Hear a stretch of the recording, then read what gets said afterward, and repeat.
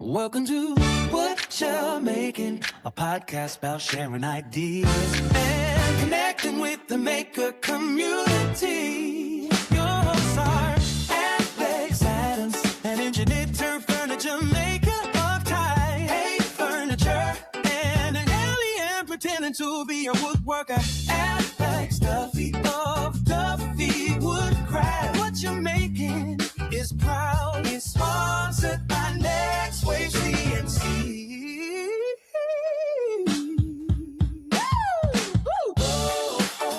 Gotta hit that top note there. Welcome to What You're Making. This is a podcast where we talk all about what's on our bench, spotlight makers throughout the community, and remind you that 2026 is the year of the fire horse in the Chinese astrology, symbolizing high energy and creativity. In other words, the year of the maker. Tonight's main topic is tool purchase regrets with a special guest, but more about them in just a moment. I'm Alex Duffey, and you can find me on Instagram and on YouTube at Duffey Woodcraft. Oh, you said horse. Okay, I got you now. Yeah. I am Alex over at Type A Furniture. You can find me on Instagram.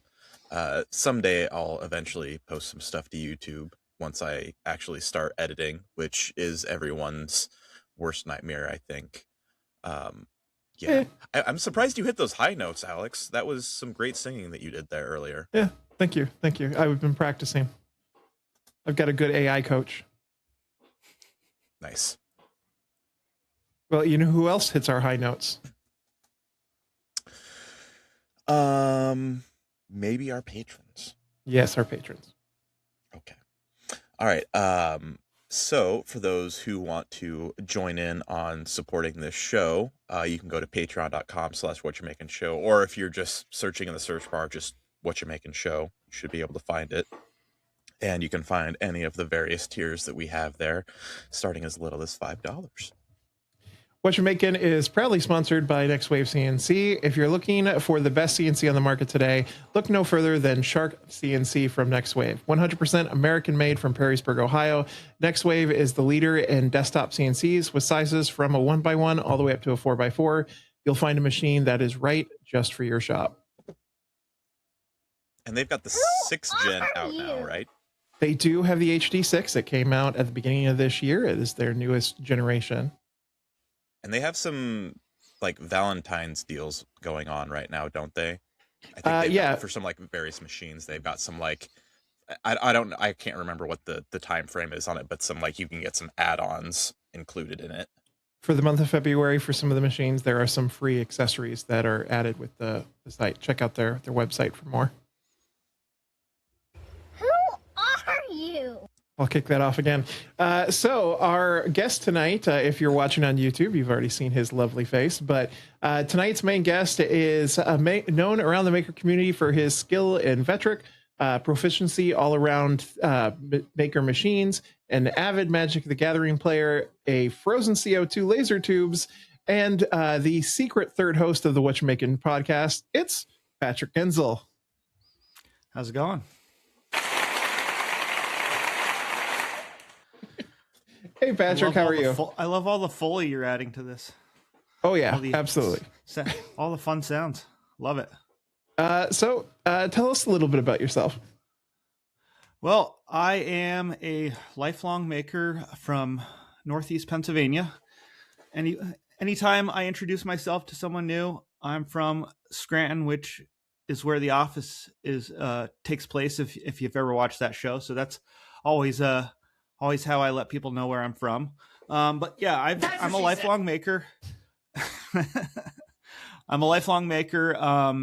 I grew up around a wood shop with my dad doing all kinds of home DIY projects, woodworking projects, all kinds of stuff. I was always a tinkerer, and that transitioned into my adult life and really kicked back off in 2019 when I bought my first 3D printer. An Ender, which if you know 3D printing, you know how frustrating those machines are. But that was kind of my gateway into the world of digital fabrication that I love so much now. Like I said, I bought my first 3D printer back in 2019, and that kind of scratched the itch for all things CNC, digital fabrication, laser, and that kind of started the trajectory to where I am now, which is playing with lasers, CNCs, doing a lot of 3D modeling in Fusion, and just kind of putting my hands on everything I can maker related. Nice. Yes, Alex, even that. Make sure to watch on YouTube for all only of the you, fun only gestures that are happening. Only for Yeah. you, though, Alex.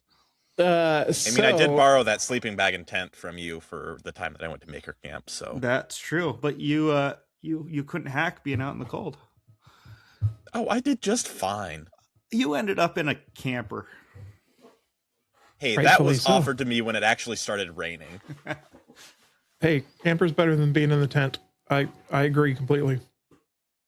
Hey, I was one room away from Kamani and Morgan and all of those shenanigans, so That's not a bad place to be. exactly. So as I alluded to in the little intro, a little fun fact for our listeners, before this podcast got started, when Alex, Mr. Adams, was getting ready to start this podcast, he had approached Patrick, I believe, and you guys filmed a secret hidden episode that we actually still have in our Riverside. That's awesome. But yeah, That feels like forever ago. Yeah, unfortunately, I couldn't commit the time that Alex needed for this, so he got you, and I think it's a much better fit. Yeah, you had a lot of stuff going on. You were doing a lot of new things. You were going through a rebrand and a whole lot of stuff. Yep. So yeah. I'm So still yes, we have exhausted. the secret Whatcha Making files that have been unreleased. one day they'll get living released in by this- Congress, Heavily redacted, of course. of course. And on that note, What you doing? all right, so on the bench this week for me, I have a market coming up this weekend. I have the Elene Brewfest. That's our local casino. So I've just been restocking some items that I am out of. So I've had some travel cribbage boards that were out. I had about 15 of those that I made this week, all Pacific Northwest themed. And then I've been making on my laser a whole bunch of new games that I'm trying to focus on. I'm cutting down what I'm making, and I say that while I'm adding 7 new games. But I'm focusing more now on just games, I think, and my UFO stuff, and not the kitchen stuff, not the notebooks, the things I've done before, because I find like those sell, but they sell slowly, and they're not what I think I want my brand to be. So You're still doing Sasquatch stuff, right? yeah, I'm still doing the Sasquatch and UFO stuff. Like that is my mainstay of my I didn't brand. know if the Sasquatch was like rolled into the UFO stuff or not. Yeah. So just clarifying, because I know that like your Sasquatch Fest was the more recent one was a little bit of a shaky experience. So Yeah, but Sasquatch stuff sells all year round here, so I still just I will always have that stuff. But I think besides that, the UFO and Sasquatch decor, my main products will be games, because that's just what continues to sell really well. So I've been working on some designs for a pocket cribbage cut out on the laser, that I use some leather to fold the two pieces together so they fold together. And then 6 other games that are all the same style, two pieces of wood using leather to fold together, but are dice related games. So if you've seen like the dice hockey, I've made a dice baseball, a dice soccer, a dice football. I have a 10,000, and I just designed today a dice aggravation, that'll all be in that travel like 5 by 5 inch size container. So yeah, I'm excited about those. I think they'll do really well. I have another friend, which I'll talk about in the Whatcha Watchin section, that has made something similar. And we've been passing ideas back and forth on, and he had I'll talk more about that during that section, but he's been selling some and it's been good. So yeah, so those have been what I've been making physical products wise. So then I've also, I've got 2 YouTube videos in the can at the moment. I have one that it's going to be for the CNC Summit. We talked about that on the last episode. That is coming up April 3rd and 4th. Patrick, I believe you're one of the speakers as well. I am. Yep. I'm working How's on your my video project coming? for that as well. It's getting there. It's next week. I need to get my nose to the grindstone and really wrap that up. I know I messaged the guy because because Patrick they hasn't were- started. they're due Wednesday. I have concepts of a plan. Yeah, they're due Wednesday, so I messaged him saying I was going to be a week late. Like, as in 2 days from now, Wednesday? Yeah, that was what his email said. I should probably message him too. Yeah, so I've got that video I'm working on, and then I also am doing a reclaimed wood entryway coat rack. I have a friend who took out some old cedar shelving in a garage of a house that they just bought, and I'm going to turn that into a really nice framed coat rack that has like some mountains carved in it and some trees and stuff, and it'll all be made from that reclaimed cedar. So when you say a framed coat rack, you mean it's in a frame shape and then it's got hooks like on the bottom line of it? Yeah, well, that, and then in the middle will be mountains and stuff cut out of that cedar. Okay, so it's like a board. The full board, as opposed to like a mitered picture frame that's hollow. No, it is a mitered picture frame as well. It's going to be layered, so there's multiple layers of it from that. Okay. So I'm not describing it well, but so you'll have to watch the video when it comes out. And I'll show a photo on layers. Here. Layers. There's layers. Yeah. So those have been my the projects this week that I've been building. I am really excited, and I'm showing on the screen right now. Like, here's that laser game of the aggravation. So you can kind of see that size too. So is the laser cutting the full depth of those holes, or are those just like through holes that it's cutting out? It's cutting out the full depth of those holes, so it's just doing the little 1/8-inch cutout for all those holes. Okay, so you have a lot of those little 1/8-inch pieces popping out when you're done with that then. Yeah, and it's made out of 1/4-inch plywood, basswood plywood. So it's got some depth to it, so that the cribbage, because the pegs are all going to be cribbage peg pieces, so they won't be wobbly or anything. They fit in there good without being moved around. So. Gotcha. And for those dice games, I'm curious, are you just doing like regular dice, or are you doing like bougie dice that come with it? Because we all know how like gamers are about their dice. It is like, so here's an example of the football. This one doesn't have the leather on it, but here's an example of the football one. And so one hole will be where this hole right here will be where the cribbage pegs go. This hole is where the dice go, because the dice is thicker, so it's going to go through both pieces. And so it's just two simple regular 1x6 or 6-sided die. So yeah, it'll be fun. I'm looking forward to them. I'm looking forward to seeing how they do locally. I know there's a market for them, so hopefully I'm going to hit that market here. So yeah. What about you, Patrick? What's on your bench?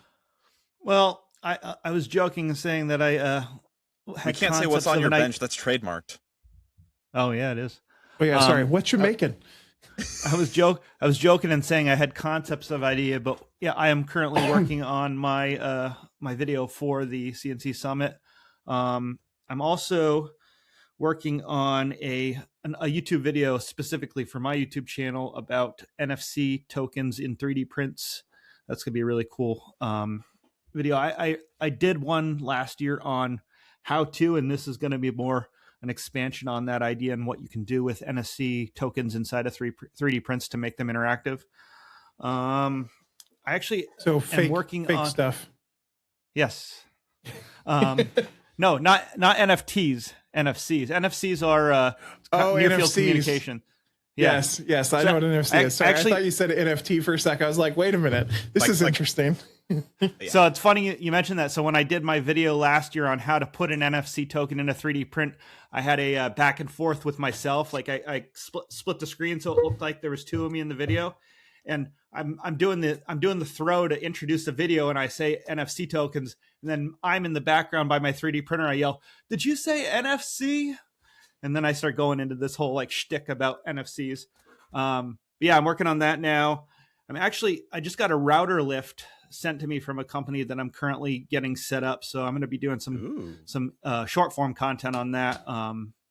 Because even though I'm more of a CNC laser 3D printing guy, routers are very much a part of my workflow for cleaning up CNC parts, laser parts. So you almost have to have like a dedicated like flush room set up to clean everything up. Probably the two traditional woodworking tools that I use almost every day are the bandsaw and the router table. So having this router lift and I'm actually mounting it into the extension wing of my table saw and eliminating a whole piece of furniture in my shop. That's just going to be awesome because my shop is only 20 by 20, so there's not a ton of space. So eliminating a piece of furniture is always a good thing, and consolidating it into something else. So that's some content that I'm going to be putting out on Instagram, specifically some short form stuff on that router lift. And it's a new to the market router lift. I'm pretty excited to see how it compares to some of the other ones on the market.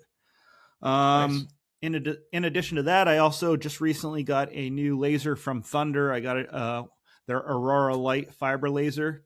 So I'm getting my hands dirty in the world of fiber laser and engraving into metal, and I have a lot of stuff planned for that as well. You How many have them bells and send me whistles one does that because have? I really want to get into that. I'll see what I can do. All right. What's that, Alex? Other Alex? So where does that sit in their lineup in terms of like introductory versus their like fully like decked out machines? So the Aurora Light is more, it's actually got a little bit bigger footprint as far as engrave area goes for a fiber laser. So it's roughly 6 by 6 inch engrave area, which a lot of their other ones are like 4 by 5 or something like that. It's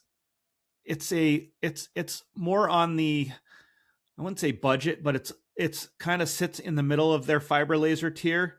It's a newer machine, and I fully anticipate they're going to use it to replace something in their lineup. I'm not sure. That's just my assumption. But it's a more affordable entry into the fiber laser world. I say affordable loosely. Yeah, I was going to say this thing starts at $5,000. Yeah, we're still talking thousands of dollars, but for a fiber laser, that's fairly reasonable. Yeah. But yeah, for anyone who doesn't know, a fiber laser main existence in life is to engrave into metals rather than market physically engraves depth into metals. So if you can imagine like coins, like there's a physical texture to a coin, like Washington's head, stuff like that. You actually can engrave those reliefs into coins, into coin blanks with a fiber laser versus a CO2 laser that most people are familiar with, which is more plastics and organic materials that it can cut through and engrave. Yeah, because you actually had a pretty interesting video recently that was a fun little hack about engraving with metal on your rotary, where you had like the foil tape trick. Yeah, so as well. What that hack was for is being able to see your engraving on a surface without permanently marking the surface. So I was using it. The example I was using is I had to engrave a bunch of powder coated coffee mugs, and I only had enough of them for the job at hand, and I didn't have any extras. So I used the foil tape and then some masking tape on top of it so I could actually get the engraving on the surface of the mug and make sure I liked the placement before I permanently engraved it into the powder coating. So that was a little hack that I learned out of necessity, because I couldn't, if I screwed one of those mugs up, I was going to be short a mug, and I didn't want to be short a mug when the client needed it like the next day. So one of the things I've always wanted to do with a laser is to do those like really deep, intricate engravings into rock. And then that's mainly done with fiber. And so like I've always wanted one just for that, but I can never justify the price just to play around with rocks. Yeah, it's one of those tools that either you have to have disposable income just to play with it, or you have to have a monetary reason to have it where you can justify the purchase.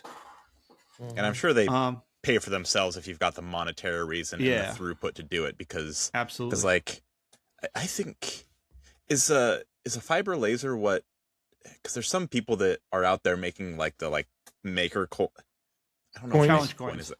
Yep. The coins where it's like you embed it on your actual work piece as your like logo instead of doing like a if you guys like are familiar with Medallion Maker brand on Instagram, maybe that's Alec, he makes badging for brands. Like I know he makes badging for Bourbon Moth and a couple other people in the community, but he's using a fiber laser to create those. So it's actually when he's engraving these brass pieces, it's actually burning the brass black down into the brass. So there's actually, you can feel the texture of of the depth of the engrave, but it also discolors the brass black, so there's a really high contrast look to it.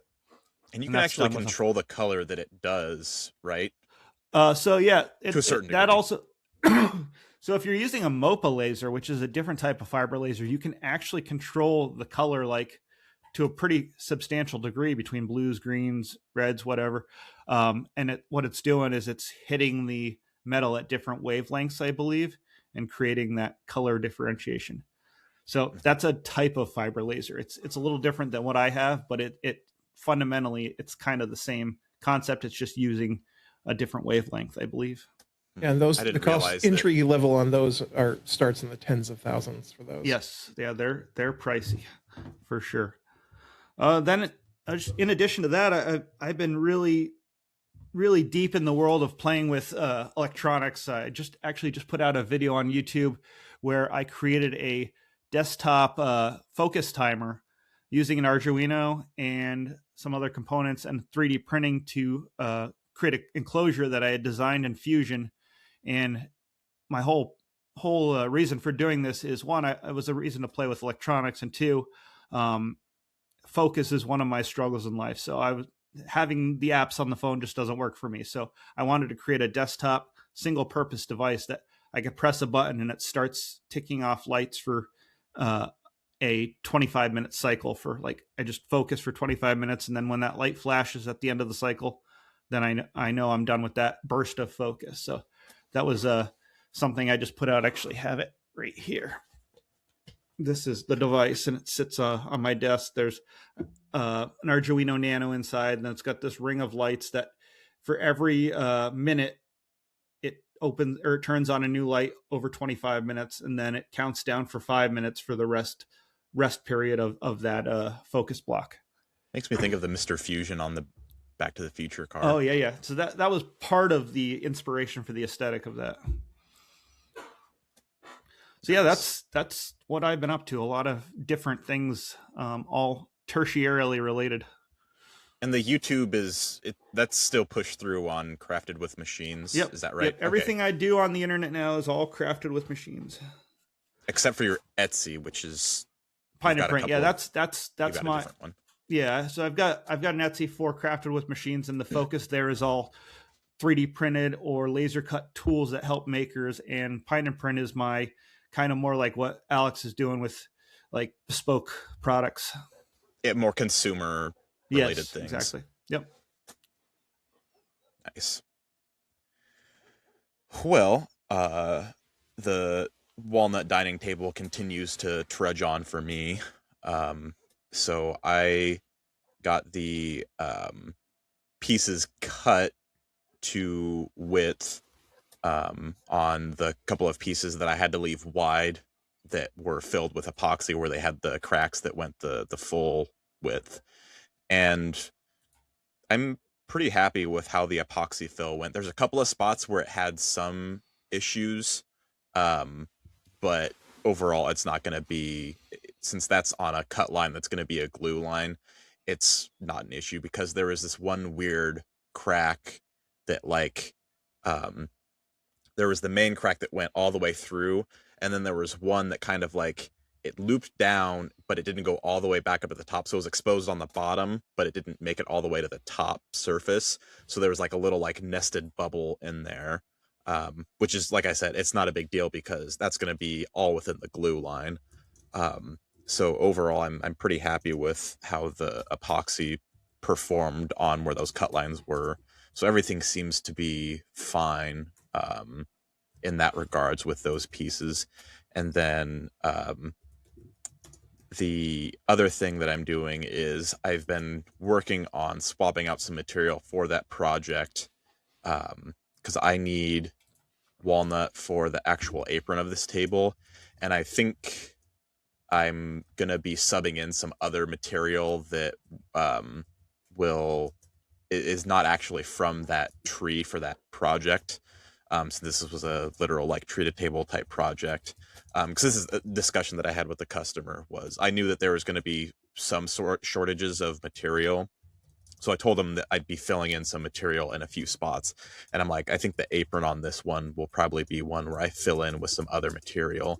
So I got some of the other material that I have in the shop, moved over to the furniture store, and then I brought some more of the walnut back out to be able to use. So I've been also trying to reduce the amount of wood that I have in the shop space so I can reclaim some of that and have a little bit more space, because I also need to make room for the next wave CNC and where that will actually be. So I still have yet to get all of that stuff together, but I still have time before that comes through to make sure it's got a home to be.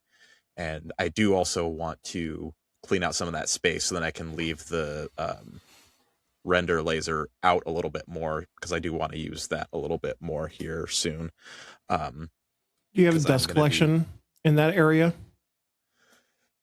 Not that particular area. So I'm probably going to have the CNC in the garage, which is where I am right now, because there is a dedicated dust collection there, and it's in its own standalone building, and it's insulated, so that'll absorb some of the sound.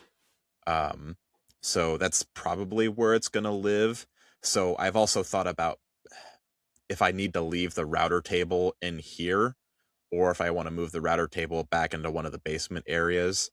So that's, some of it is like clearing out some of the garage space and potentially moving some of it into that basement space, so then there's more room for CNC related stuff. So I am evaluating like where I put tools and which ones that I use and where they should go.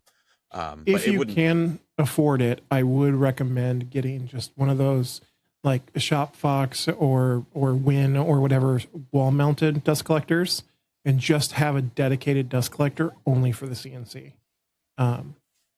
I usually, so I did that because that way, while the CNC is running and I'm in the shop, I can be doing other things and have other machines running and have my dust collector on for those machines.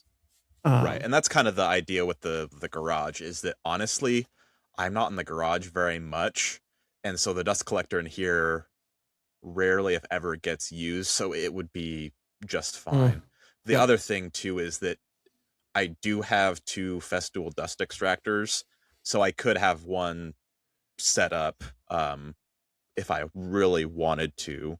But I probably won't, because I do actually want to set up the MFT table that I have in that secondary basement garage space for doing some of those larger cuts that the miter saw can't handle. So Nice. because I occasionally do some rough cuts over there, so that's why I have this secondary Festool dust extractor over there, is for like sawing stuff and whatnot. So that stuff does get used, and then the other dust extractor is always hooked up to the miter saw, as well as whatever tool that I'm using in the main basement space. So those are generally kind of well set up. But yeah, in general, I'm looking at reevaluating how I do the setup to prepare for that. So, because it's kind of at that time where it's like that natural cycle that you evaluate and say, this is stuff that I'm using, or this is stuff that I'm not using as much. So something needs to move out of the way and make room for other stuff that I'll be using. Because I haven't been pushing large items nearly as much, because I want to get into more of the laser graving and CNC and 3D printing aspect to kind of bolster that. Because I think eventually I might do some more actual push for online sales with those types of items. Because traditionally I just haven't in the past, just because I'd been focusing on large items in the past. Nice. Is that all for your bench? Yes. Fix it, fix it, fix it, fix it, fix it, fix it. So Patrick, what hasn't gone well in your shop this week? I don't know if it's so much hasn't gone well, but I know I am breaking things in that I am breaking the layout of my shop. This whole putting this Pudding. router lift. Yummy. Pudding. Now, putting this router lift into the extension wing of my table saw has me rethinking the whole layout of my shop, even though I don't have the time for that, but that's how my ADHD brain works. And I'm thinking about flipping the whole center layout table / table saw around and pushing it against the back of my shop to free up some more floor space in the front of the shop. And just thinking about it right now is giving me anxiety, but I know it's one of those things I'm going to do, even though I don't have the time to do it. Just because, like I said, that's how my brain works. So it's not going right in that I don't have the time at all for this, but it is slowly happening because that's just how I'm wired. Nice. How about you, Alex? What hasn't gone well this week? So back to the table. There was more issues with this, with using the track saw. So the first issue that I had run into was while I was doing all of like the epoxy stuff and all of those things, there was some downtime in between when I worked on those boards last and got them cut up. And I can't remember if I had mentioned this last time, but so with the boards, like, lengthwise, if you're thinking about like them up and down, occasionally you get boards that have a little bit of bow into them, which is along the thickness, which is kind of like your flatness aspect, which is not as big of a deal because you can kind of force those into place. Like I'm going to end up using Festool dominoes to align those so that they're all on the same plane essentially. So they don't have like ridges in between the glue ups. So that wasn't really that big of a deal. It is the movement that was moving left to right for the straightness of the boards that I was having issues with, because of the high figured natures of these boards and the placement of knots. I got an ever so slight amount of curvature to the left, #bentcarrot.com. And this is more of an issue when it comes to gluing up because just the straightness and like gaps and not getting proper glue surface. So I had to go back through and essentially recut these just ever so slightly, trimming off a little bit of material to re-straighten them, so that everything was like kosher. Except for the fact that I realized as I was going through and making these cuts, I like measured one of my boards for width, and I realized like I don't remember why I had like flipped it over, but the width measurement that I was getting on one side of the board was different than the width measurement on the other side of the board. And I'm like, whoa, what's going on here? And so I pulled out a little square and I discovered that my blade on my track saw had gotten out of 90 ever so slightly. We're talking like overall the width of the board was about a 1/16 of an inch difference from one side to the other. So if one side was like a true 6 inches, the other side would have been 5 inches and 15/16. So I looked at that and I'm like, wait a second. So I go back to my track saw, I look at the side, and it would have it that I look at the little dial thing and it's just ever so slightly off the 0. And I look at where like the little detent is where you go back to 90, because usually there's that like adjustment screw that hits flat on the surface. There was just this hair of a gap right there. And so I loosened up the angle adjustment on the track saw, and sure enough, it popped ever so slightly back in, and I was getting 90-degree cuts again. So not only did I go back through and recut to make these straight again, I had to recut to make them not look like trapezoids or like the Pizza Hut, top of the building is essentially an exaggerated version of what it looked like if you were looking from the ends of these boards. So that has been the bane of my existence recently, is that ever so like, and I'm not concerned about the width of these boards being slightly less because there's not like a driving dimension that they need to fit in because it's the tabletop. It's just going to be ever so slightly short from what it was originally planned. So it's going to be like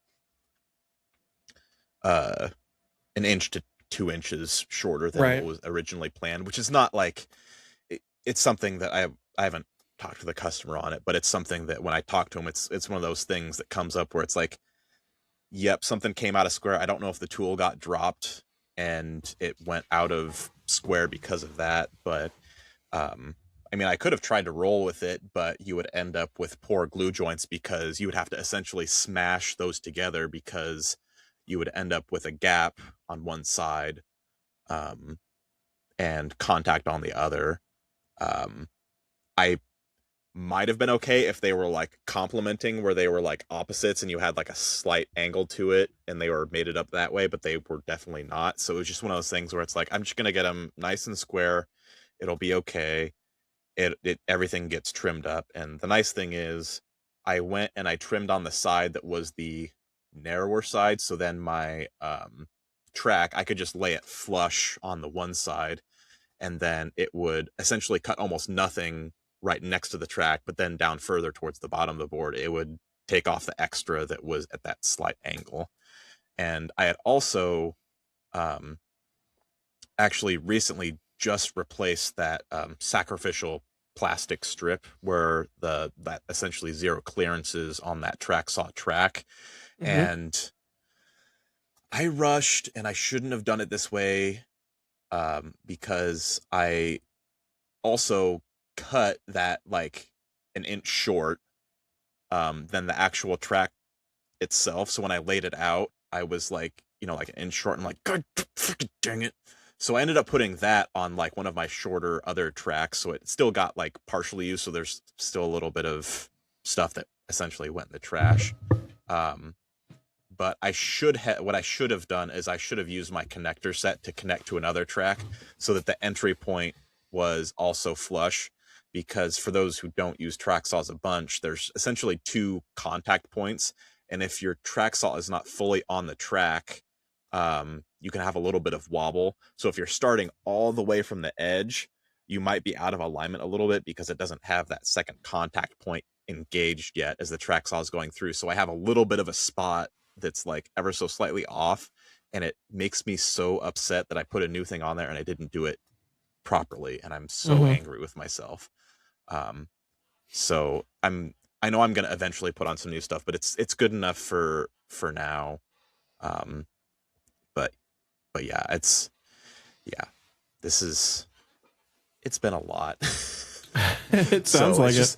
Yeah, it's just one of those things where it's like you appreciate how exact things are when they do go well, when you get that measurement and it's like a true 90 and whatnot, where those tools are truly calibrated. But it sucks when you go so far and it hasn't been, or it fell out of calibration and it's not all going as expected and you have to do a bunch of rework. So definitely an inconvenience, not catastrophic though. Yeah. Let's see. So for me this week, for my braking section, sorry, I was moving something around here on my screen. I was having a problem with the leatherette that I've been using. So that leather laser stuff to engrave, and the black leatherette, which when you engrave it turns silver, worked perfectly. I had no problems whatsoever with it. Then I had what they called their heritage collection, which I had some blue, brown, and gray of it. That was supposed to make it looks like weathered older leather, which looks beautiful. But when I tried to engrave it, it was like melting. It wasn't actually engraving. It was getting all sticky and it just did not look right. And it's supposed to. They say it's supposed to engrave black, but so I ended up just doing cutouts with that, but I wasted a couple of pieces as I was trying to figure it out. Because it wasn't working the way the other leather did. So I don't know what I've done wrong with that. I actually have to talk to one of my friends who uses it, see what he thinks, if he's had problems with that, or maybe I just had a bad couple of sheets. But did you look at your what is your DP or line per inch on that? Because sometimes if you're doing too detailed of an engrave, since the passes are so close together, it superheats it. I know I was having that problem with material like that as well, and I so lowered my overlapping. Yeah, because when you have say if you're doing it 600 lines per inch versus 300, it's staying in that small area much longer, so it's the heat is hanging out longer. I know when I lower my line per inch on some of that material like that, it seems to help because it's not heating it as long because it's not staying in that area as long. Okay, Something I'll have to try. Yeah, I'll have to look at that because I have not. Are you turning your airflow off for that?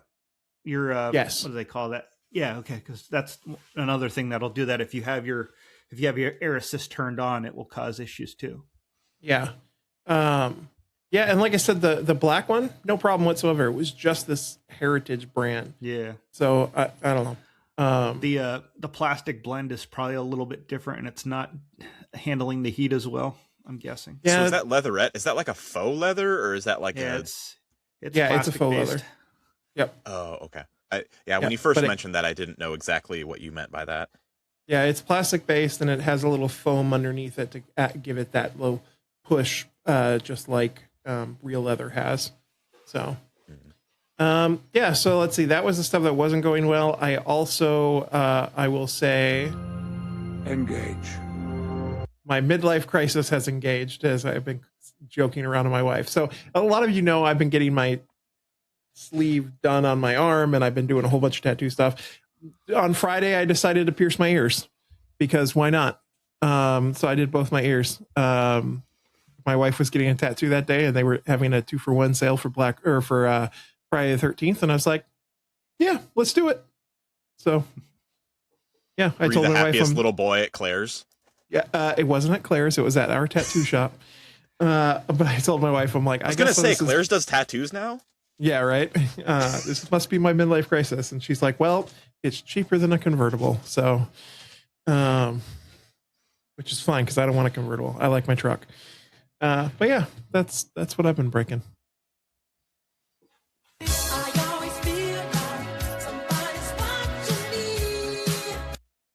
All right. So makers we've been watching this week. So Patrick, what we'll do is we each will say one and then we rotate through our list. So I'll start off here. So Evan from Evan's Workshop. If you've been to a maker event, you know Evan. He is a great kid. He's one of the youngest makers out there. He's been making since he was 5 years old, and he's an incredible maker. He released a bunch of reels lately. This week he released a short reel on Instagram showing you how to build a simple textured DIY bench. With just using some simple pine. He ended up staining it, which brought out the texture and made it look really nice. And again, just simple pine, but then texturing it with a router. It looked great. So great job, Evan. I continually am impressed by the work he does and the content he continues to push out. And he has to deal with high school at the same time. He's Canadian too. And he's Canadian, which makes it all the better. Yep. Patrick. Luke in the Garage. I'm sure a lot of you guys know Luke.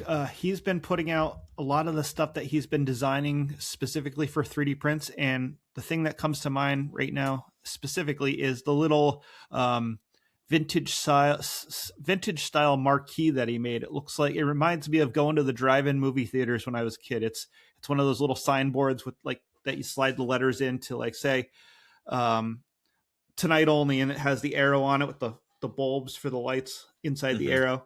I love that kind of stuff, and that he's been putting a lot of work into that thing, and it's just really cool. He does a lot of cool stuff. I don't know if you guys remember last year or the year before, he made the mini 5-gallon buckets before Lowe's and Home Depot and all them were doing those, and super cool little fun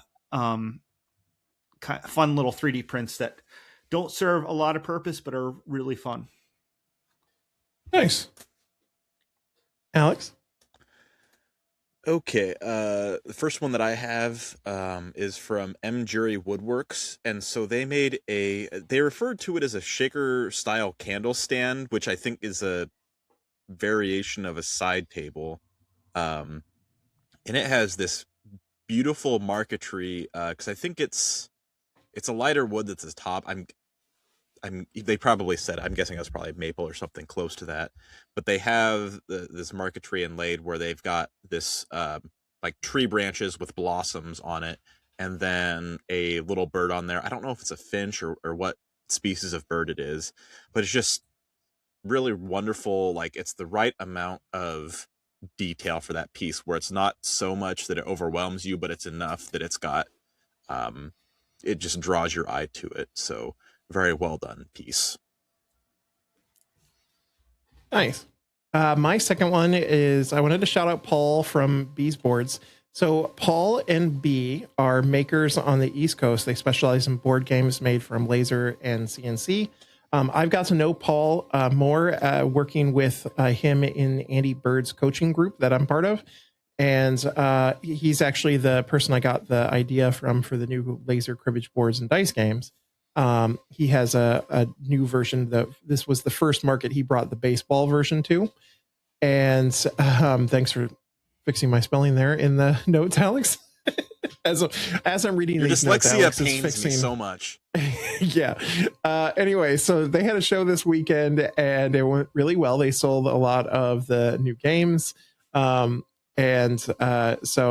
I was really excited about that for them. I'm really glad that it did really well. I also shared him my files since I kind of took the idea of those games that he's created already.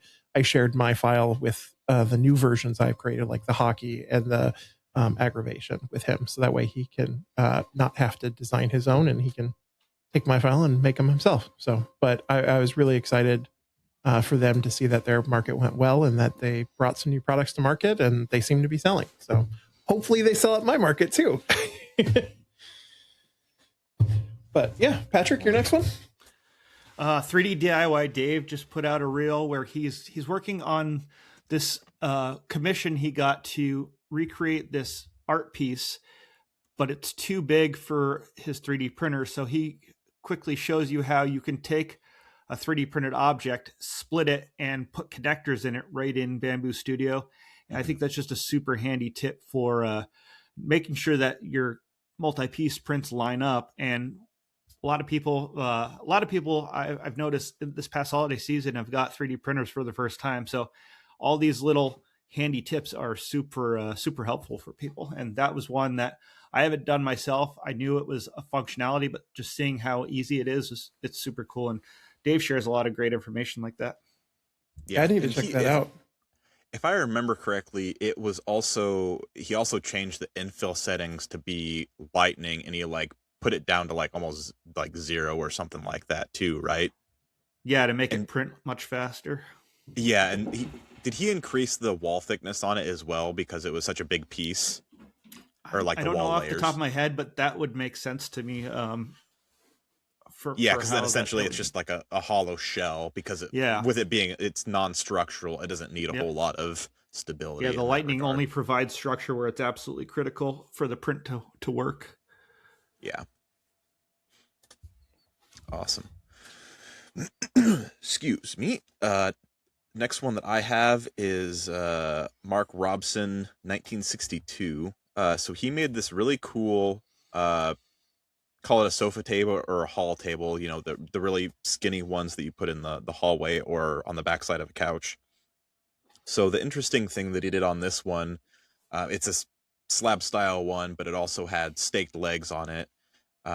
He also added, because a lot of times you'll get a bottom shelf that you have for additional storage on there.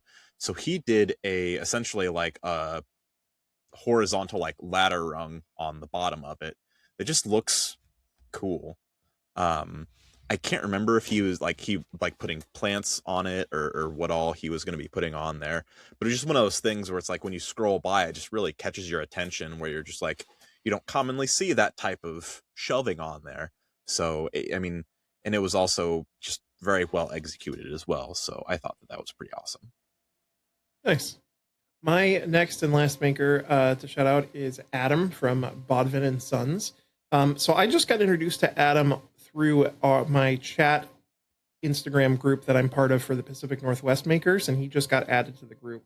So I was, stalking his Instagram page to see, what he does and stuff. And man, he is a awesome furniture maker. And he, in the end of January, posted his most recent post is of a beautiful AM PM bar that features blackened ash and also made from red elm as well. And it's got one side is built-in wine storage, and it is just very modern, very clean. All of his stuff, all of his furniture is very modern, very clean looking. And he just does a great job. And he's got he's got a very little following. So man, go follow him because he's got some great ideas and makes some beautiful things. And he deserves a lot more following than he has. So.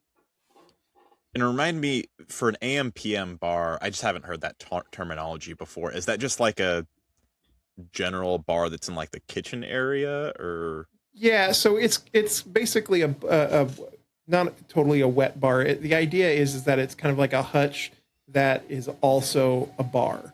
So you've got a hutch with some drawers that you can store things in, and then you've also got like a built-in wine storage or bar cart area. Okay, gotcha. So yeah, Mr. Patrick. My last one is Mr. Ricky TV. He's been doing, it's less about any specific reel he's done, and he's been doing a lot of cool electronics related stuff, like vintage electronics wiring inside of the projects he's currently working on. And like I mentioned earlier, I've been diving headfirst into the world of electronics to kind of integrate that into my life as a maker, and that's been really catching my eye. But plus, everything he does in general is just so creative and very wild and whimsical. Oh, most definitely. And I love his stories as well. Yeah, he's a character himself value. In the best sense of the word. Oh yeah, definitely. Alrighty, my last one is I think it's Katie Ann Ever, or is it Katie A Never? Probably Katie A Never. So they made this really cool lamp in their like living room. So it was like they had their it looked like it was maybe 1/2 inch by 1/2 inch stock, or maybe 3 3/4 by 3/4, and they were cutting it to various lengths. I think there might have been a little bit of sculpting, but they had for this lamp element essentially a prism, like a rectangular prism, and then the lengths were of these boards that were varying lengths. We're filling it in, so it was kind of like that stalactite, stalagmite in the caves, where it's like you've got varying lengths coming together to expose the light, and then the light just dropped through. It's just like a normal light bulb. So it was just fun seeing them working in that living room space. I don't know if that's a common occurrence for them or not. I haven't looked historically on that for them, but it just was a well executed project. That was really fun to watch as they kind of showed the progression from start to finish on that in that reel that they shared. So awesome work.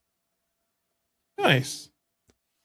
Well, that brings us to emotional damage. Sorry, I had to throw in like the little slap there. I hope the audio caught it, because I heard it. Emotional damage requires the hand slap on the desk. Absolutely. All right. So tonight's main topic is all about tool regrets. So tools that we regret purchasing, making whatever, anything around tool regrets. So I'll go ahead and kick it off with a couple that I will bring up with. And these first two come from when I first started woodworking. So when I first started getting into woodworking, I was like, I need to buy all these tools off of Facebook Marketplace and fill my wood shop. And so I got a free job site table saw, and I got that, and I was like, cool, this is a table saw, but it really doesn't cut well, and the motor is definitely underpowered, and so I'm like researching. I'm like, oh, I need a cabinet saw. That's what I did. And basically it came down to that I didn't know enough about table saws to one, decide what table saw I should be getting, what a good one was, what the features, the power, everything I was looking for. So I ended up replacing it with another piece of junk table saw that I was like, this is the one I need. It's got 3 horsepowers and it's a cabinet saw. It's not a job site saw. That's makes all the difference. And no, it was still a piece of crap. So, and unfortunately I still have that one, but I also don't use the table saw really all that often. I mean, I probably use it once a year, because of the miter saw and the bandsaw do pretty much everything I need it to do. And because I'm not breaking down sheet goods or stuff like that. So, yeah, so that was my first one. And then my second one was, if I could go back, I wouldn't have bought a brand new lathe during COVID, because it was right during COVID when I was getting into woodworking, and I'm like, I wanted a lathe, and I had a lathe, and I was like, this is really fun, but it's a lathe from the 70s. It sounds like a jet engine turns on every time I turn it on in the garage. We were foster parents at the time, so we had a little baby that would wake up every time that the thing turned on. And I'm like, this is horrible. So I'm like, I'm going to buy a new lathe, and I want it from Record Power, because I was following a couple of guys from the UK, and that's the brand that they went with, and it looked so cool. And I'm like, yeah, let's do that. So I bought it, and then all the ports shut down during COVID, and I waited 14 months for that damn lathe to get off a ship that had been sitting off the coast of Georgia for 14 months, while the port was figuring out all its stuff during the middle of COVID. So, and meanwhile, I had sold my first lathe to make room and money for the second lathe I was going to buy, figuring it was only going to be like a 4-week timeline to get it. And by that point, I'd moved on. I'd got a CNC. I was doing all these other things. And so like lathe work wasn't really my drive or passion anymore. And so now I have this brand new lathe that I used for about a year, but then I haven't used in 4 years now. So yeah, so those are my first two. I've got a couple more, but those are my first two. Patrick, what about you? So my first one is kind of for different reasons, but the Glowforge. That was my first laser. And the reason I say it was a total regret, not because I didn't make a bunch of money with it or learn a bunch with it. I just wish I would have done more research at the time, because I could have got a lot more bang for my buck in regard to laser, and also ended up in the same ecosystem that I am in now. Because the Glowforge is very much like the Mac of lasers. Everything's proprietary. The software's proprietary. So when I decided to move out of that ecosystem into like a Ruido that uses Lightburn, it was like starting over again. And when I got my second laser after that, the new one sat there for 2 months while the holiday season kind of tapered down, because I was afraid to switch my workflow during the height of Q4.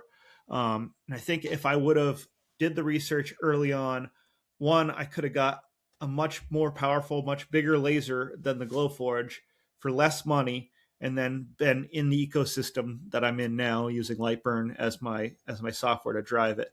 So it's kind of like, it's a regret because of the extra money I spent on something that I was marketed to through social media, because they had a very good marketing team to put their product in front of everyone. But like I said, it wasn't bad in that I did learn a lot. I sold my first products on Etsy thanks to that thing, but I could have put myself a little bit further ahead in regard to power and being in the ecosystem that I am in now. Yeah, it's kind of like if you started in like SketchUp and then moved over to either AutoCAD or a different 3D modeling software, where it's like there's enough of a difference there that you essentially have to relearn it, even though the functionality 100%. Is technically the same in between those two. And also, I don't know why, but the Glowforge when Alex was talking about the jet engine sound of his first lathe, the Glowforge sounds like a jet engine, and it has no business being that loud for how low wattage and small it is in the grand scheme of things. It's whatever that like computer fan they use for exhaust in there. It's just like, I've had a friend who had one, and he turned it on. I was like, ugh, which was my turn off to lasers for a long time. Yeah. My 100-watt Thunder laser, that's the size of the front of a car, is like a quarter of the loudness of a Glowforge, and it's got a 6-inch inline ducted fan in it, and it's way quieter than the Glowforge was. Yeah, I technically bought a dead Glowforge for like $70 in the hopes of fixing it, but I never was able to figure out what I was able to get it fixed from. Getting parts sent to you for those things also is like pulling teeth, because they don't publicly list them, so you got to do a lot of Google foo to find what you're looking for. I accidentally shorted out the LED strips that light the work area. They're just LED strips, like you buy a roll of LED strips, but they're proprietary plugs and whatnot. I was cleaning the thing with Windex, the glass, like a dumbass, didn't turn it off, and the Windex hit the open LEDs, and the current was exposed because they're just open LEDs, and I shorted two of the bulbs on it. So it was like pulling teeth to get them to send me, and I was happy to pay for it. Just getting them to agree to sell me one was not fun. Yeah. Because they wanted me to send it back so that they could do it and charge whatever they're going to charge to replace. And it was basically all I had to do was hair dryer to remove the old strip, put the new one on, plug it in, and it was good to go. Yeah, don't you love that when they're like, "Oh, we can only do it in our repair center, and you have to ship that product to us, which is almost going to be round trip about the price of a new machine." Yeah, I mean, they're not the biggest lasers, but it's still 30 by 20 inches and weighs about 75 pounds. It's right. It's a project. And if you don't have that packaging anymore, good luck protecting it. Yeah, who can store a package the size of a cabinet table saw? It takes up a lot of space. Yeah. All right. First one on my list is, so this came from me initially starting with the router sled that I have, which the workspace on that is about 6 foot by 12 foot. And it would flatten just fine, but I was trying to find a way to do high spots a little bit better than just like a straight plane. So I found this Triton 7-inch hand plane to like try and take off like high spots on it to save me time on the router sled.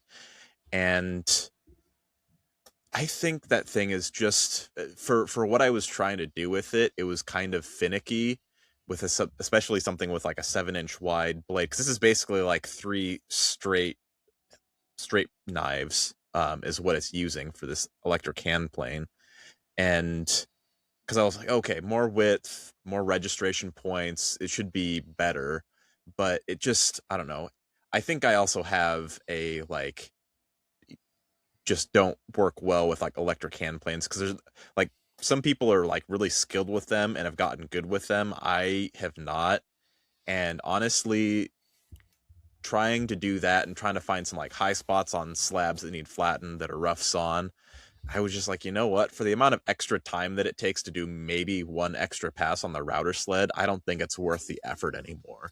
So I've got this like used maybe like 5 times 7-inch wide electric hand plane that I'm sure works great if you use it in the proper context, but it just not for me. And I think the only reason that I held on to it was in like the rare occurrence that I would need to like flatten a beam of some kind, you know, like something that would be for like a mantle or something like that, that's like around that 6-inch wide, like a little bit cumbersome to get through an actual planer, both in size as well as like length. But I should probably sell that thing and give it to a home where someone would actually use it properly. So that's my first one that I've got on my list. My next one is a sandblaster. Specifically, I did a YouTube video for this product from Vivor. And I'm going to say it because, one, I'm not under contract with them anymore. But so I had reached out to them because I wanted a sandblaster, specifically this one, because it was a desktop size, because I'm in a small shop. And it was a small desktop, and it had a very nice dual gloved system with 2 different pins, so I could have 2 different grits in it at the same time. And it was it supposedly had a really nice glass surface that wouldn't etch is on, compared to other ones. That was a lie. They absolutely did not. It was the worst piece of glass ever. And that was why I regret this thing, is because after using it probably for about, I don't know, 10 hours of use on this, which takes a while to sandblast, burl and stuff, which is what I was using it for. The glass is almost completely frosted over from the sand hitting it, coming up and hitting it from bouncing off the viewing glass that you're using to actually see the workpiece, right? And so I reached out to him when I was filming this video, and it was etching, and I'm like, so I can see an etch. Like, am I doing something wrong? And they had me send a video like, no, works fine. And then I'm like, okay, well, your glass is frosting. Like, I'm not going to be able to see much longer. And they're like, yeah. And I'm like, yeah. And they're like, well, you have a contract to put this video out. And so like it's still today one of the videos that I look back on and go, ugh, I did not want to release that video because I did not like the product by the end of it. And they don't sell replacement glass. You have to buy your own glass and get it cut to size, which nobody's going to be doing. So yeah. So if you are listening to this and thinking about that sandblaster, don't. Yeah. Patrick? So this is probably going to blow a lot of people's minds, but track saw. How dare you? Get out. Just leave right now. I hate you. I one of those things I had to have. I used it like maybe 5 times and just realized I'd rather just clamp a straight edge to sheet good the few times that I need to do it. It was taking up wall space in my shop, and the tracks were taking up space in my shop. And finally, I'm just like, you know what? For the 4 or 5 times a year I have to break down sheet goods that size, I'll just use a straight edge and my regular circular saw, and then do the finish work on the table saw. Hey, you say that now, and I'm sitting here going, I think I've used mine a handful of times since I bought it, and I'm like, that was an expensive buy. Yeah, maybe I should sell that. I'm glad I didn't go. I was originally going to buy the Festal one because it's Festal, but I didn't. I ended up going with a cheaper one, and I'm glad I did. I ended up. I have the Makita one, and it works great, but it's still an expensive tool. Yeah, I ended up selling it a couple months ago. I did okay on the return, but yeah, that was one of those tools I thought I needed to have, and it just mostly hung on my wall and looked cool. Yeah, I will say that you can get the same level of straightness on an edge by clamp. As long as your straight edge is truly straight, you can get, as long as you're not using the stock blade, if you're using an aftermarket blade, because like for your circular saw, those aftermarket blades are like 15, maybe $20.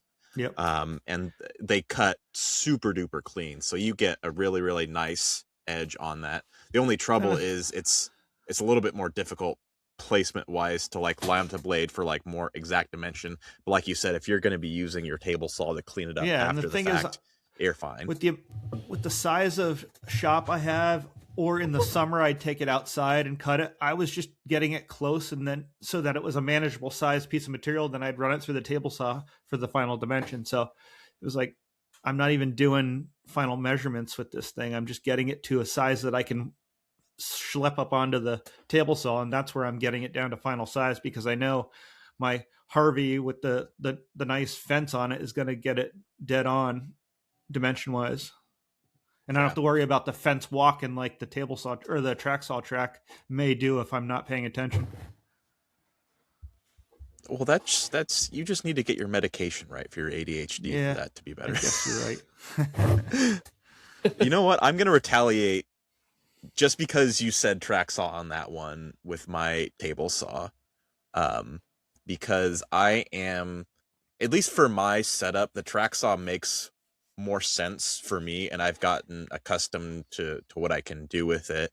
And part of the reason that I regret the table saw is because, first off, I just don't have a good space for like a true cabinet table saw. And so the next best option is just not going to cut it. And what I attempted to do was it's a skill saw, job site saw. has a fairly good base. One of the reasons I had specifically picked that one was because of it had extra like depth of cut compared to anything in that category, because I do a lot of thicker material. And I had actually gotten both the extender with the bow products, if you know what I'm talking about, that fence that you can clamp on and add extra length for the infeed and outfeed, as well as the just some stock feed rollers, which those are an angled wheel that pull it in, so then it is pulled in straight with that workpiece as it's getting fed through the blade. And it's just a, like, what I can put in the shop versus the type of precision that I need. I just couldn't get all of those boxes checked, because it's like, you know, it's the traditional like good, fast, cheap, pick two.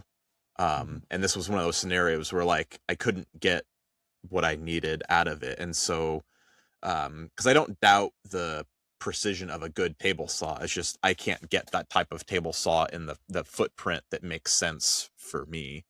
And so I end up defaulting to the track saw more often than not, which it can be cumbersome, but I've gotten good when it comes to like layout lines and putting stuff in and knowing like all of these little things to get my cuts to be exact. The only downside is cutting narrower strips repeatedly. The way that I get around that is that I will generally have a lot of pieces of equal thickness that I will just stack next to each other to the track in order to support the rest of the track. And so usually I can do just fine. But longer term, what I will probably end up doing is I will most likely get the small Festool table saw, not because it's the best option, but because it's the best option for my type of space. Because with some of those smaller like repeat cuts, it works good for that. And generally those repeat cuts aren't super thick. Usually like the super thick stuff for me ends up being wider enough that it's not an issue with the actual track. So eventually I will probably get that, because I think that just makes sense in my space to address that particular type of like cut that I'm trying to achieve. So it's just kind of the perfect storm for, you know, not having, you know, the table saw being like the main workhorse of the shop, which it is for a lot of people. It just doesn't happen to be the case for me, and I've been able to make it work thus far. Nice. I'm going to do just one more in mine, and I'm going to combine it into two, because they're not similar, but so first of all, I've talked about this a lot, and especially recently, the Ender 3D printer. I absolutely 1000% regret buying the first one, and then the second one when they scammed me into thinking, oh, we released an auto leveling one. It still was a piece of crap.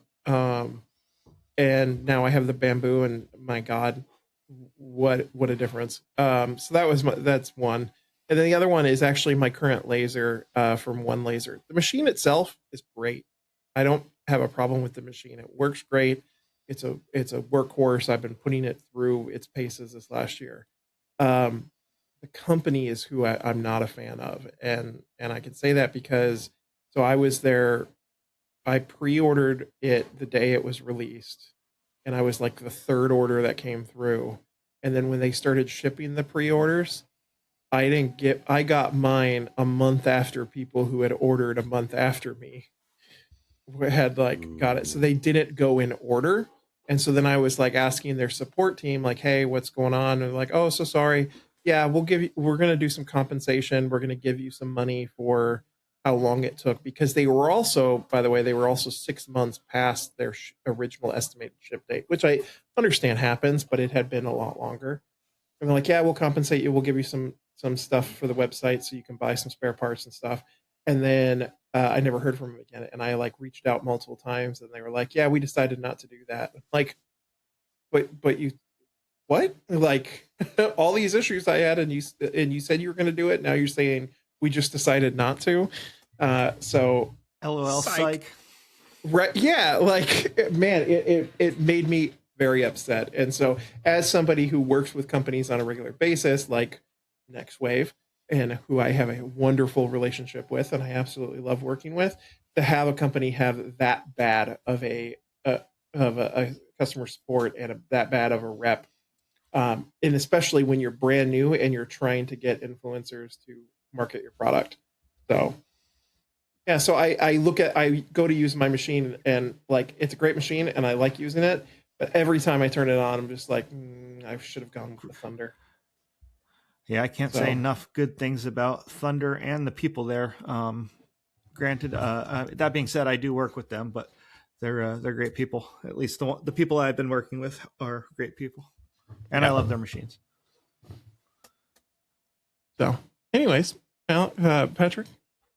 So I have two more quick ones, kind of like you, unrelated, but they're short ones. So the first one is my resin printer.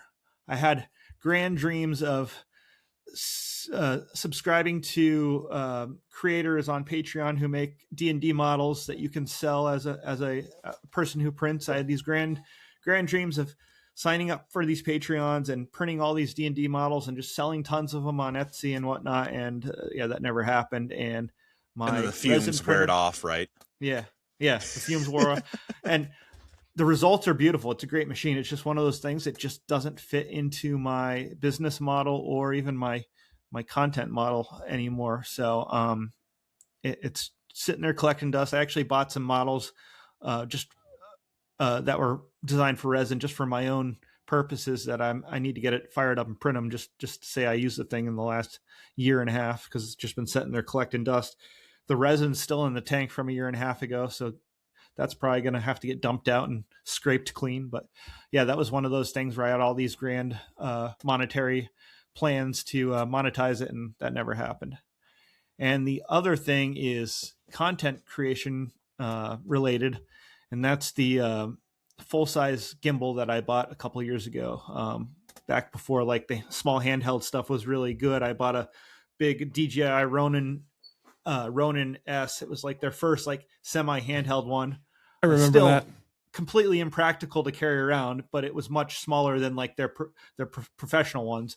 And I bought that, $700. I'm going to use this thing a ton. I think I've used it maybe twice. And now if you put them on Marketplace, they fetch maybe $75. So on principle, it just sits there and collects dust, because I can't let a $700 thing go for $75, even though it would be nice to free up the space of that case.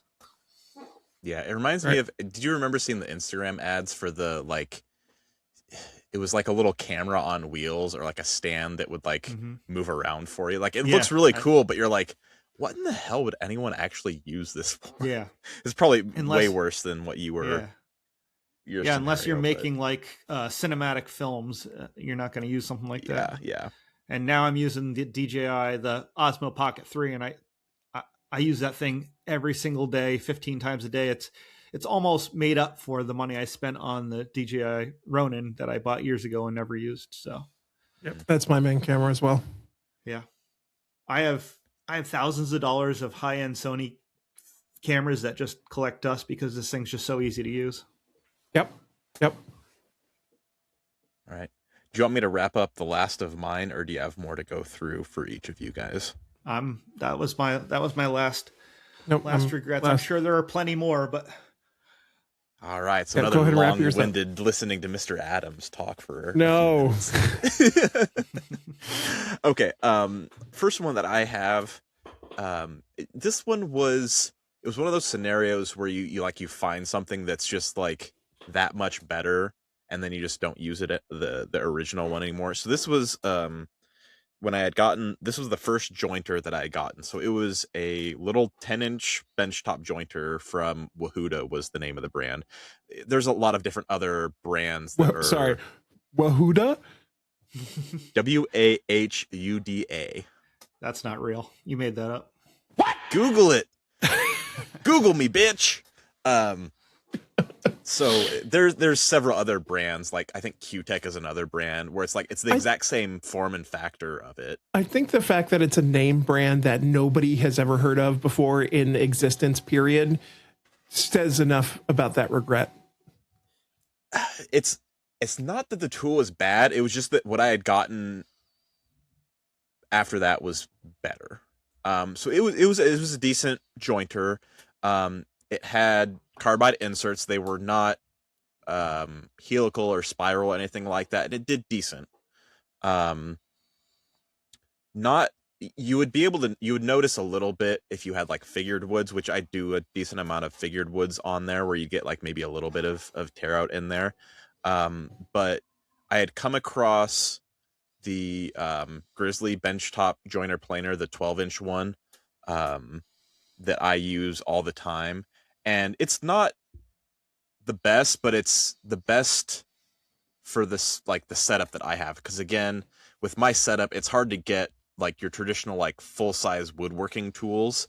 So like a traditional jointer, it'd be difficult for me to get like a good one, because that 12-inch really helps with the width capacity and matches up with the DeWalt planer that everyone has, which is 13-inch. Because I think it's like the Geo 9. It's a joiner and planer in one. Yeah, but I only use it for joiner. It's from Grizzly. It's like a benchtop but version. it's a 12-inch. It's got 12-inch joining capacity too. Yes, that's impressive. That kind of makes it. That reminds me of you ever see that table saw that's also a miter saw? It looks like it kill someone. It's got a table saw on top, but you can also use it as a. I think I may have. Yeah, it's terrifying. I vaguely remember that. As I always say, it's just like a shopsmith. If it does a lot of things okay, it doesn't mean it's good at any one thing. Yeah.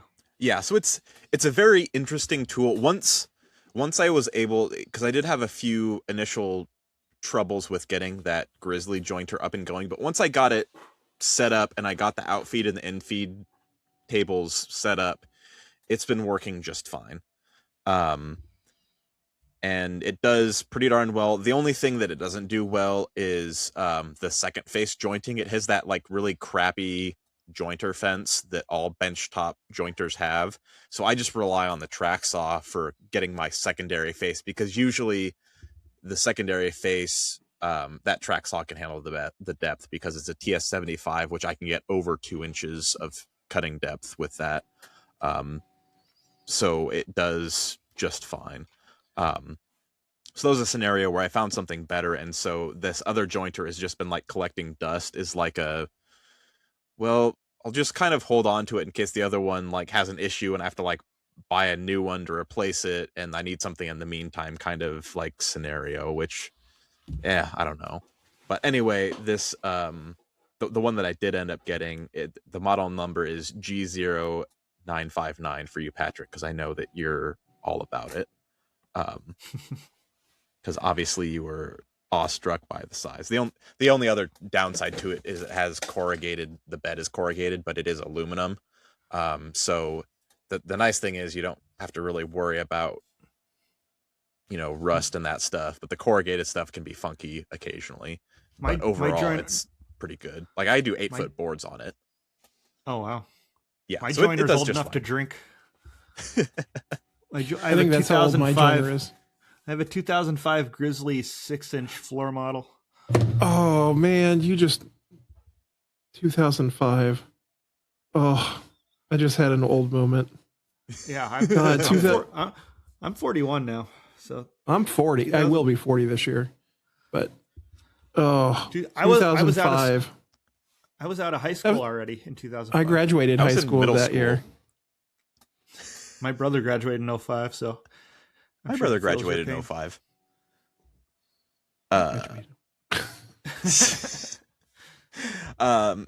Anyway, so yeah, that's the whole thing about the jointer. Other one that I had, this one was another secondary tool. It was a secondary miter saw, and this was back when I was trying to get like a secondary shop set up at the furniture store in the basement, which didn't pan out. So I have a perfectly fine Makita miter saw that I just have not touched or used except for a handful of times. Because I use my Festool Capex all the time, which I know it's overpriced, but some of the creature comforts and features on it make it worth it to me. The forward slide is worth the price of admission on its own. I mean, I don't think the slide is like that much head and shoulders above what other slides you can get. Um, the two features that I do really like about the miter saw is, one, the hold down clamps. They're so much faster to like clamp down material. It sucks that you only get one included, so you have to buy the second one if you want to clamp on each side of it. And of course they're expensive, being Festool. But the quick clamp on those is like wonderful, because like the clamp that's on the miter the Makita one that I had gotten is like this, like it's a combination of like threaded, but like you can pass it through. It's just kind of funky. And then of course like the laser alignment of the saw itself that you have, which I do need to. My laser is a little bit out of square, and my saw is a little bit out of square on like super deep like cuts. So I do need to do a little bit of calibration on that I've just been putting off. That'll probably take me 10 minutes. So yeah, that secondary miter saw is the other one. And then the last one that I have here is, so it's from the company True Track. They're the same company that made the kit for the router sled that I have. So it is an aftermarket track saw set that you can attach any circular saw to. And so I have a skill saw beam saw, which is like a 16 and some odd inch diameter beam saw, which is massive. And I was going to put that on this like aftermarket track, and it ended up being a scenario where, again, the precision that we had talked about earlier of putting something up against a straight edge was about the same. And so I regretted getting that, because it's like, it's okay for like, if you just need something a little bit better than your circular saw, that you can line up a little bit quicker if you're using it more than just what Patrick uses his for. But just the colossal size of the beam saw just didn't work with it very well. And I don't use that beam saw very often. I don't regret the beam saw. I do use it on occasion, especially for really thick pieces, like mantle size pieces. It's a lot of fun to play with. Once I got Those an things are aftermarket, terrifying. Yeah, they are. They are. Oh yeah, the spin up is, yeah. You feel the orbit of the Earth go out of whack. Yeah, you start seeing sounds and all that fun stuff. So I do actually have an aftermarket blade on there that I can't remember how many teeth it is, but you do get, like, you could, like, same thing, if you've got a flat surface and you have put up a straight edge to it, you will get a nice clean surface with that beam saw that is So is your precise. beam saw just basically the giant skill saw, or is your beam Yes. saw the carpentry chainsaw? It's a beam saw. It's not the like chainsaw looking thing. Okay, the skill saw chainsaw thing. That thing is the most terrifying Those are weapon. terrifying too. Tool. Most terrifying tool in existence. Should never have been invented. Somebody was drunk and said, "Hey, let's put these two together." Well, worse than that is the chainsaw grinder wheel combination thing. That one takes the cake. Yeah, no thanks on that. Yeah. Anyways, just real quick, since we talked about all things that we regret, name one tool that you don't regret buying.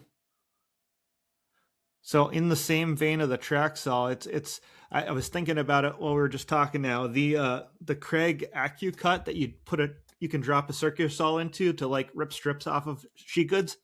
It's the best $40 I ever spent for an accessory. I have one and I never use it. For the opposite reason. Even when I had my track saw, I found myself using that more because I mean, you can't do like center of material cuts, but you could, if you need to rip off like 6, 8, 10-inch strips of a piece of plywood, it's the way to go, in my opinion. Yeah, honestly, Yeah.